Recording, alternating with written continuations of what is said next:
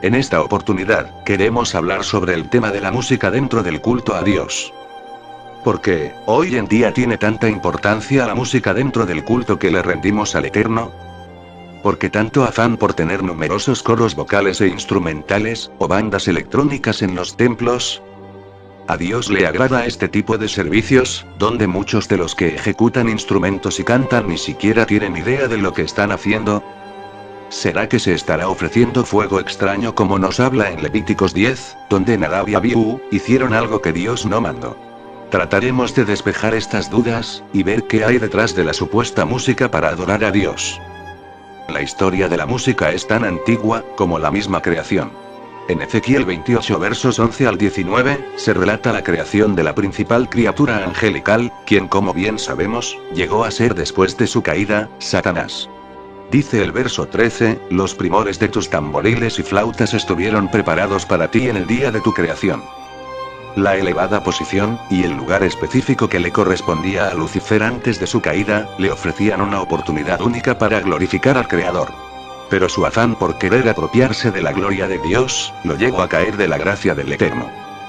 Curiosamente, también la primera mención que se hace de la música en la Biblia es en Génesis 4 verso 21, cuando un hijo de Adán, Caín, salió de la presencia de Dios, y edificó una ciudad, y de su descendiente dice así la Escritura. Nace Jubal, que su significado en hebreo es, arroyo. Y él inventó el salterio y la cítara. Podríamos preguntarnos, ¿quién le enseñó este arte a Jubal? Siendo que este arte nace en los cielos. Podemos decir que este arte fue revelado por Satanás y sus ángeles caídos. Nos damos cuenta que de la descendencia de Caín nada bueno salió, y la música que fluía de Jubal era música sensual y para darse en orgías y pecados. Recordemos que el padre de Jubal fue el primero en practicar la bigamia. Entonces, ¿cuándo entra en acción la música instrumental en la Biblia? Vemos en Éxodo 32 verso 5, cuando el pueblo se corrompió e hizo un becerro de oro para adorarlo, el ungido del Señor decía. Al ver esto, Aarón edificó un altar delante de él y proclamó: mañana será fiesta para Adonai. Lo que no nos deja de llenar de asombro, es ver al máximo líder religioso del pueblo, hacer un becerro de oro para adorarlo, organizar una fiesta pagana, y decirle al pueblo: mañana será fiesta para Adonai.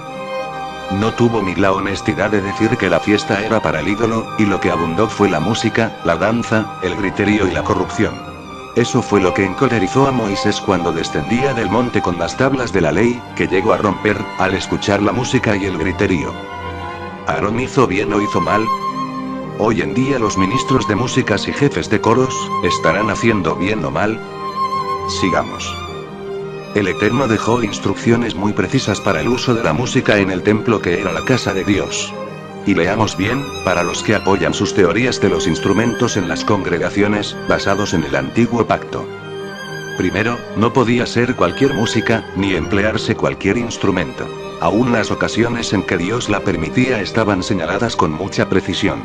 Dice en Primera de Crónicas 23, que siendo David ya viejo, nombró rey a Salomón y juntó a los principales, a los sacerdotes y a los levitas, los organizó en la casa del Eterno, nombrando entre otros con diferentes actividades, a 4000 para alabar a Dios con los instrumentos específicos para tributar alabanzas, un coro de 288 personas como lo menciona en Primera de Crónicas 25 verso 7, su número, junto con sus hermanos que habían sido instruidos en cantar para Dios, era de 288, todos bien entrenados. Segundo, no podían tocar cualquier instrumento que a ellos les agradara, debían ser solamente los 4 que Dios señaló.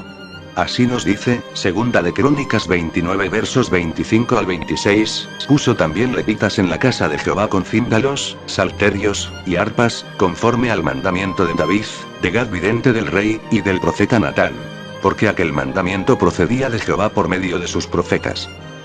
Y los levitas estaban con los instrumentos de David, y los sacerdotes con trompetas. En el verso 28 nos podemos dar cuenta que los cantos que hacían en la liturgia eran salmos. En la versión Reina Valera y muchas más habla solamente cánticos, pero en la versión hebrea dice, salmos. Este es un punto a considerar. Vamos resumiendo. Entre la caída de Satanás y el nacimiento de Jubal, que fue padre de todos los instrumentistas, hay cientos e incluso miles de años. Y entre el nacimiento de Adán y Primera de Crónicas hay cronológicamente aproximado 1000 años.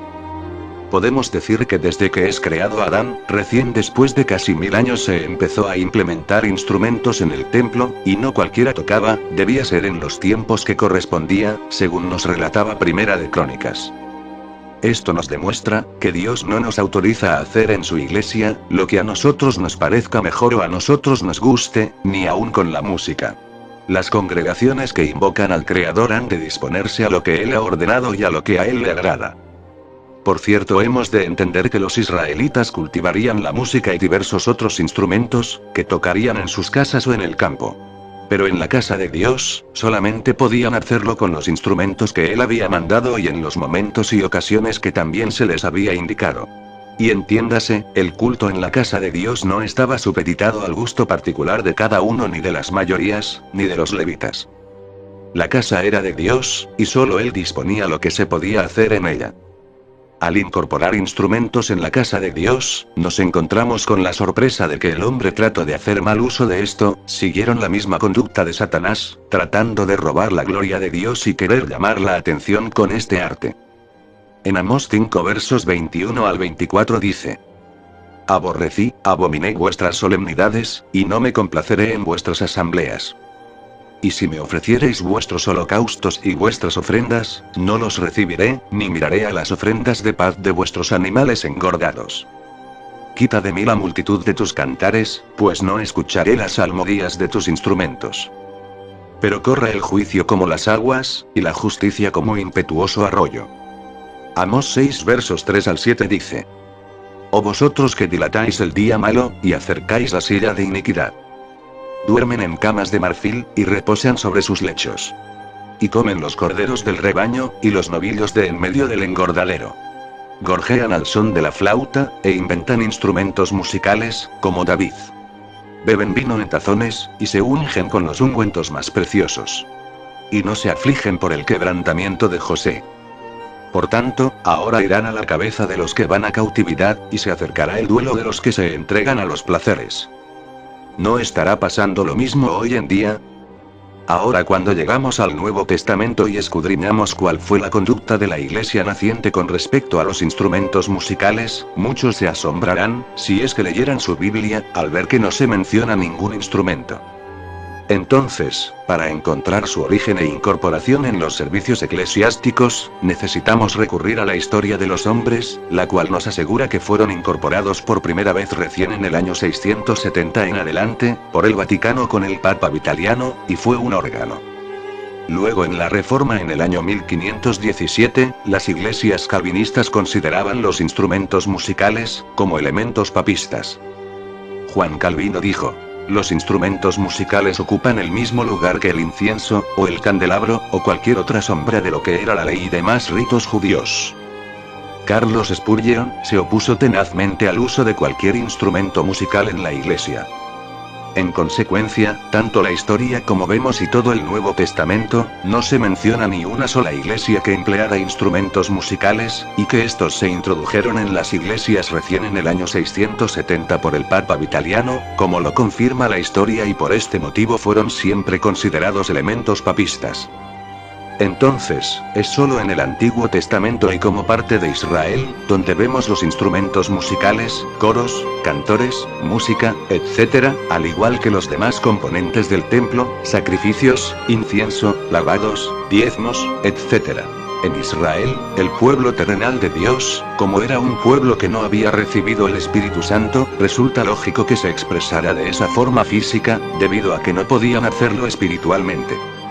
Todas esas manifestaciones emocionales fueron exteriorizadas físicamente, como fue el caso de los coros, cantores, instrumentos musicales, incluso las danzas, o mejor dicho la danza, porque fue en una sola ocasión que David lo hizo y en la calle.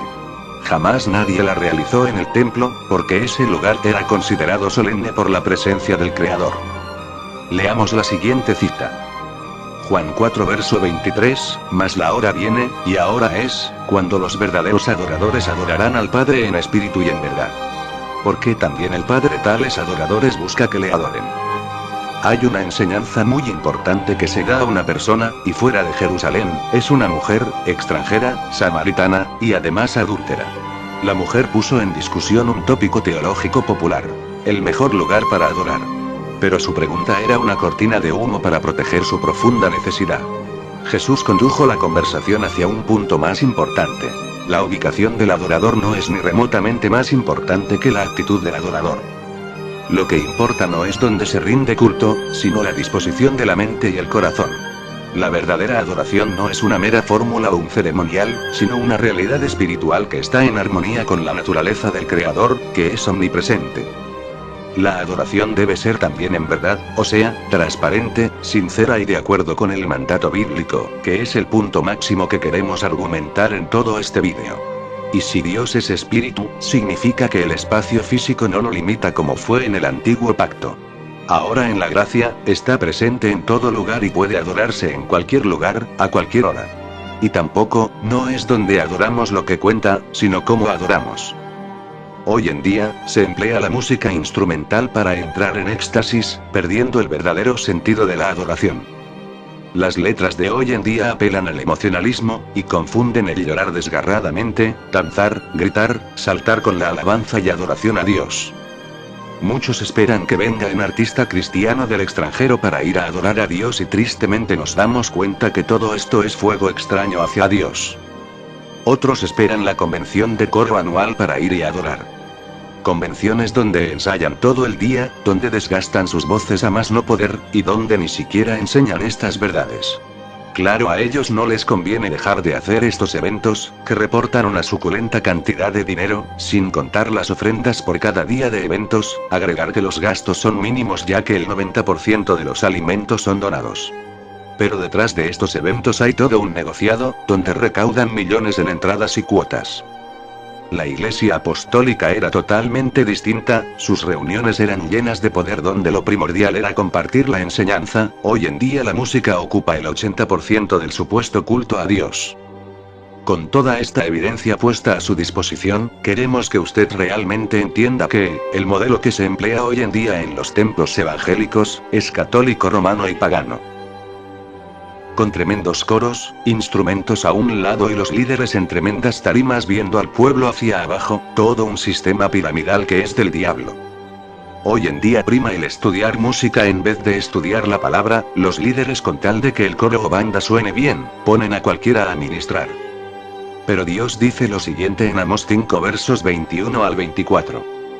Aborrecí, abominé vuestras solemnidades, y no me complaceré en vuestras asambleas. Y si me ofreciereis vuestros holocaustos y vuestras ofrendas, no los recibiré, ni miraré a las ofrendas de paz de vuestros animales engordados. Quita de mí la multitud de tus cantares, pues no escucharé las salmodias de tus instrumentos. Pero corra el juicio como las aguas, y la justicia como impetuoso arroyo. Dios tenga misericordia. Sé de que este no es el caso de todos, pero sí, de la mayoría. Aún hay hermanos que cantan y usan sus instrumentos con temor y temblor, reconociendo a Dios como el único Dios soberano y a su Hijo como nuestro sumo sacerdote que intercede diariamente por nosotros. Será hasta la próxima.